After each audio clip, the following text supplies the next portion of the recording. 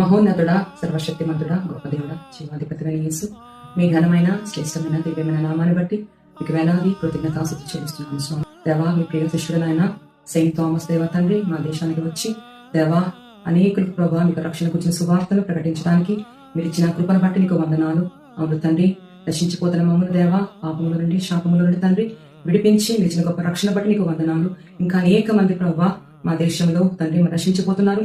మా దేశాన్ని మీరు జ్ఞాపకం చేసుకోండి. ప్రతి ఒక్కరూ కూడా ప్రభావ మీ నామాన్ని ప్రకటించే వారిగా, ప్రతి ఒక్కరూ కూడా మీ నామాన్ని తండ్రి హెచ్చించే వారిగా తండ్రి ఇదిగో ప్రభావ ఈ లోకం ఎదుట నాయన మీ నామాన్ని గొప్ప చేసేవారిగా మేమందరము ఉండులాగున ఈ కృప మాకు దయచేయండి.